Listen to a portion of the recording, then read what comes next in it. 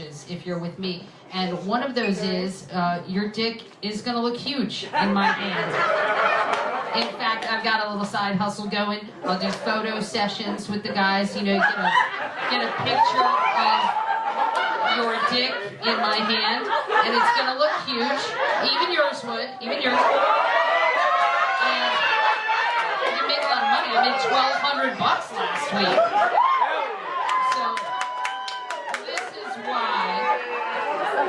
This is why you want to tip Lorenzo. He's saving up for one of those photo sessions.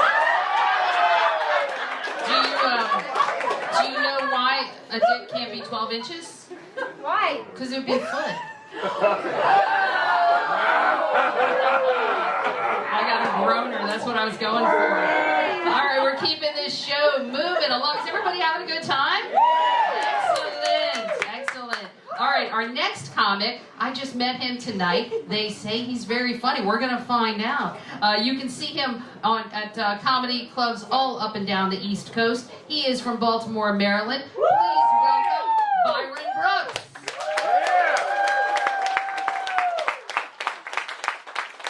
Keep it going, keep it going. How you guys doing tonight? Excellent, man. I've been having a shitty day. I mean, besides the 3-hour drive here, so I'm from Baltimore, very first place I go when I wake up this morning, there's this little kid. He's like 2-3 years old. He's pointing at me, calling me a loser. And all I could think to myself was, man, even at the age of 3, this little shit's got me figured out. But fuck that kid, right? What the hell's a 3-year-old doing in a strip club in the middle of the day? Kid needs to get his life together. So my name's Byron Brooks. Like you said, I'm from the Baltimore area. Happily married. I have a wife, a son, 2 cats at home. And I'm blessed to be able to come out almost every night all up and down the East Coast to do comedy for wonderful people like you. So I can spend as little time with them as possible. I'm just kidding, guys, man. I love my cats. They're cool. Got any cat people here? No? Someone said no real fast. Who was that? No. No. So I'm guessing you're a dog person. Or just no animals. Why don't you like animals? Just fish? Fish? Yeah, that's just so you can cook them up and eat them. I get it. That's all good. But it's all, I get it. Got any dog people here? Yeah, cool. Dogs are alright. They're alright. I'm not really a big dog person. It's not that I hate dogs. It's just that I date a lot of white women in my life. Wow. Sometimes the dogs are racist, y'all. That's not even really a joke. That's more like a PSA. Like, you ever heard a dog bark with a hard R? That shit's fucking terrifying. But yeah, speaking of white women, I ended up marrying one. She's cool. She's alright. We are married. We've been married for 16 years today. Don't clap for that. Don't clap. That's not an achievement. That just means I gave up. But y'all know what sex is like after 16 years? Still good for me. For her, not so much. Like, I was just having this conversation with her the other day after sex when she was done crying. It was terrible. But yeah, she's cool, man. She's really white though. She's like Renaissance Festival white. And she doesn't get the nuances of being in an interracial relationship. Like, she doesn't understand the whole concept of when you see a black man run, what do? Run. Thank you. You don't ask where the fuck we're going. You don't ask when we get there, you fucking run. Like, we were in a bar the other day, and she's super nosy. She's real nosy, right? We're sitting there enjoying our drinks, and she sees what I assume to be a scuffle over in the corner. And her lazy ass gets up, and she wants to go over and look and see what's going on. And she sees what I assume to be a gun. And the only reason I say assume is because my ass was already in the car. She's calling me from inside the bar like, they shooting here. I'm like, yeah, bitch, that's why I'm out here. Now I'm gonna roll down the passenger window. You ain't in here in 30 seconds, I'm leaving your ass here. she's cool, man. We got a little son named Zachary. He's 12 now. Disrespectful little shit. Disrespectful. You know, when he was like 2 or 3 years old, every black man he'd see out in public, he called him daddy. It was like I was dating a Kardashian or some shit. And you'd think he'd have like the respect to call me daddy, right? No. For a year and a half of my life, I was known as Obama. I'm like, stop calling me that. He'd be like, whatever, Tiger Woods. But he's a good kid, though. Good kid. We took him from a school out of the city and put him in a school near White Marsh. I don't know if you guys are familiar with White Marsh.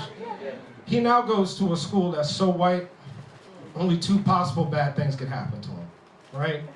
A school shooting, or B, some really hot teacher tries to fuck him. Y'all know what I'm talking about. I don't know what's going on with these teachers, man. When I was coming up, my teachers used to look like Thanos from The Wicked. They used to like teach in the morning and hunt for infinity stones at night. It was terrible. But he's doing real good, man. He started the 6th grade. He's 12 years old. Already's got a girlfriend. It's terrible, man. I don't know what to do with him, man. It's cute. It's adorable. They already talk about getting a car, getting a house and shit. Look, man, it's really cute, but I'm just really concerned for this little girl when she finds out he's gay as shit. How do I know my son's gay? It's easy, man. It's 2024, right? I walked up and asked a little nigga the other day. I was like, hey, man, you happen to be gay? He goes, Dad, what's gay? I said, you know, if a man likes a man or a woman likes a woman, they're part of the gay community. He goes, there's no way I can be gay, Dad. I like girls. I have a girlfriend. I was like, oh, you do, okay? All right, it's okay, it's good, man. I just don't want anybody to be homophobic towards you, man. That's not cool. I'm not down with that. He looks at me and goes, what's homophobic? I said, well, take me, for instance, right? If I liked another man, someone may not like that, and it might be mean to me. That's called being homophobic. You know, this little kid looked me dead in my eyes and he says, look, Dad, it wouldn't be homophobic for you. No one likes you anyway. So, well, fuck you, son. Some gay ass shit to say to me. I mean, he's a good kid, though. He really is a good kid. I mean, where else am I going to get clean pee from to pass drug tests, right? And you know what? I feel a little gay sometimes, right? Like, everybody's a little gay. Like, a little 5%. What? No, not at all. She said, I'm straight. I'm real straight. I don't even look at my vagina in the mirror. Like, I get it though. But sometimes I feel a little gay. Like, and the only reason I say that, is because back in 1993 when I was 13 years old, please don't do that math, no one told me that RuPaul was a man. Not one person. No one told me RuPaul was a man. You know how many crusty ass socks my mom had to pick up? I found out this nigga had a dick. And you think? No, nobody. They didn't say nothing, man. And you know what? I think they were trying to say some stuff, right? Because every once in a while they'd be like, yo, Byron, man, you know RuPaul does drag, right? You know RuPaul does drag. And I'd be like, look, man, I really don't care what kind of car she likes driving in her pastime. That bitch is fine. It's terrible, man. To this day, it's fucked me up. Fucked me up to this day. Every time I hear you gotta work, I just come immediately.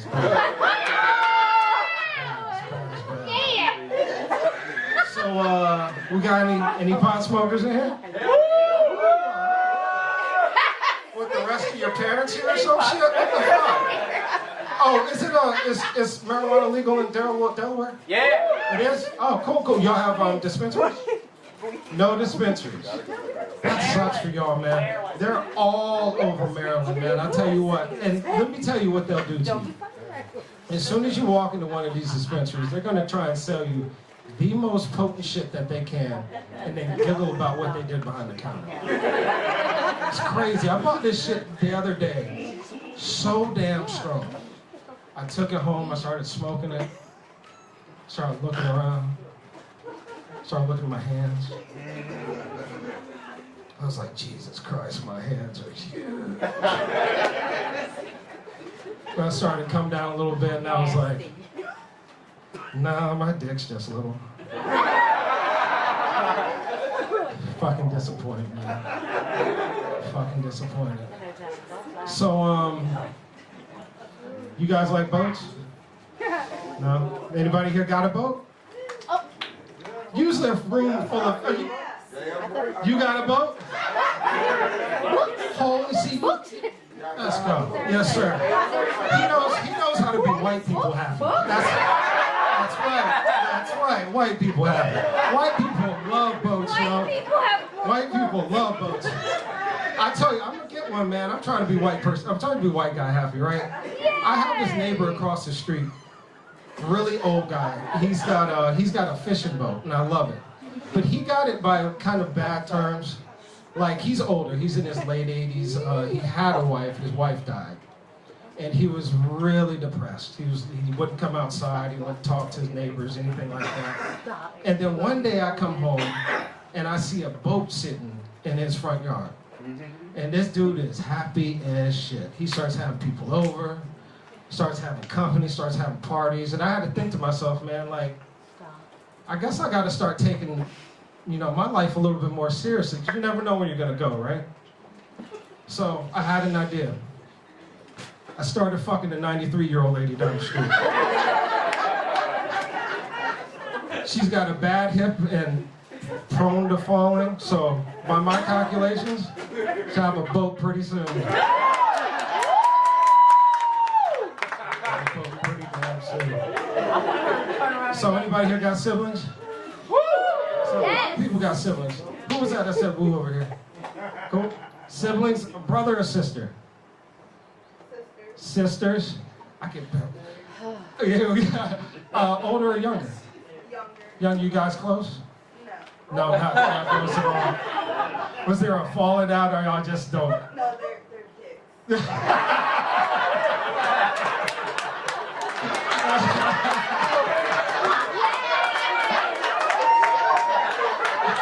I get it, yo. I get it. Jesus. How many you got? Two. They're both your sisters. You the youngest, oldest, middle, oldest? Man, you remember the first time you saw one of your sisters naked? It's okay. This is a safe space. You can talk to me. It's me and you. Not by choice. It traumatized you, right? Yeah, I get it. Traumatized me too, right? I remember the first time I saw my sister naked. Man, terrifying, yo. I walk in, she's got her clothes off. I'm like, put your fucking clothes back on. Of course, she's terrified too. She goes running out of the room. I was so damn relieved. But let me tell you, man, everybody else in the strip club was fucking pissed at me. 3-year-old standing there calling me a loser and shit. Kid needs to get his life together. So, I turned 44 this year. Yeah, I'm having a hard time coming to grips with it, man, because I still want to do young man shit. I really do. I want to do young man shit, but I know I don't because I get hurt all the goddamn time. Like, I'm a big into music. I like listening to rap music, but I also like listening to heavy metal music. You got heavy metal fans here? Cool. You guys familiar with Slipknot? For you people who don't know who Slipknot is, I'll give you a description. They're kind of like if crystal meth came to life. Yeah. And robbed the Spirit Halloween store. And then a Guitar Center. And I really love them. I went to the concert recently, decided that my old ass was going to get in the mosh pit. It was a disaster. I should have known I shouldn't be in the mosh pit by the way I got in that bitch. It was like I was skipping double dutch. And I get in that bitch, I'm like, yeah, I'm about to fuck some shit up. My mind is telling me, yeah, you're about to fuck some shit up. But my body's like, no, sir, you're gonna pull a hip and call out of work tomorrow. The fuck were you thinking? You hurt yourself getting out of bed the other day. Shit, man. But yeah, getting old is rough. Getting old is really rough. I notice now that when I'm older, I like going to the gym a lot. I'm noticing now when I'm in the locker room, I'm having really deep conversation with other older men my age, with my dick out. And you think, you know, we're guys, we don't give a shit. But let me tell you what, the staff at the gym really gets mad at me when I do that shit in the women's locker room. I was trying to hold a conversation, yo. Just trying to hold a conversation. So, you guys drinking? Yeah, hey, cool, excellent. Hey, just be careful, guys. A lot of bad things happen when you're drinking. I'll give you a good example. I used to date this girl. She used to get pissed drunk every single night. And every single night she would go running out the front door of our second-story apartment, go falling down the stairs to the first floor. She'd sit there a while giggling and get up like nothing happened. She was good, man. Great sport. Never complained one time that I pushed her. Not once. Not one time. It's called a team player. That's right. So recently headlined a show at the Port in Baltimore, the Port Comedy Club. Called Comedy and Magic. Thank you. You guys familiar with the Port? Oh, cool, nice. It was a good show, man, good show. It was a half comedy, half magic show. I was a co-headliner. And every time I do this show, I think to myself, you know, why aren't there any black magicians? Anybody name a black magician? Chris Capehart. Who? Chris Capehart. Who's that? Chris Capehart. That's not like a nigga in the hood that just makes drugs go away real fast, right? But yeah, man, I think to myself, man, like, why aren't there any black magicians? And I think to myself, man, maybe we don't need black magicians, right? Can you imagine me with magic? Like, spades games would never be the same. I'd be sitting at a red light, cops pull me over. Sir, you know why I pulled you? Smoke bomb, peace, nigga.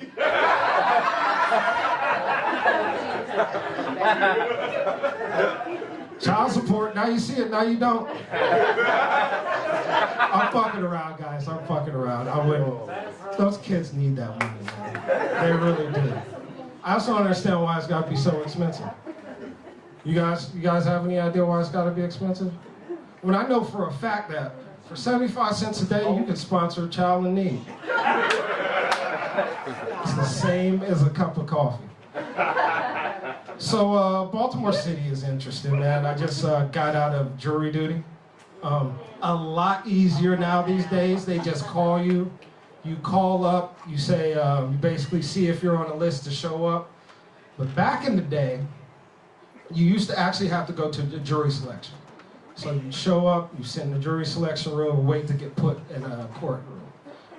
Last time I went, it wasn't so easy getting out of it. Actually didn't get out of it. But I'll tell you what did happen. I walked in, sat there for a while, not wanting to be there, and I noticed this old man walks in, and at some point he starts looking around at all the women and starts hitting on every woman in the place. He's just walking up to girls, just hitting, and at one point he walks up to this lady, he goes, girl, I'll eat your ass with a fork. And I thought to myself, yo, man, like, that isn't the right utensil to be eating ass with. And secondly, because as soon as he said that, the lady behind the counter says, sir, we're not gonna take that type of disrespect. You need to get your stuff together and leave. We don't need you to be judging anything at our courthouse. And I go, this motherfucker's a genius. This dude's a genius. So I decided to try it myself. But my bitch ass is so hesitant, it came out more like, I eat ass too. They're like, sit your ass down. Hear this motherfucker, I eat ass too. bad. But I think that's it for tonight, guys. You guys have been great. Put your hands together for our headliner, which he comes up live. You guys have a good night.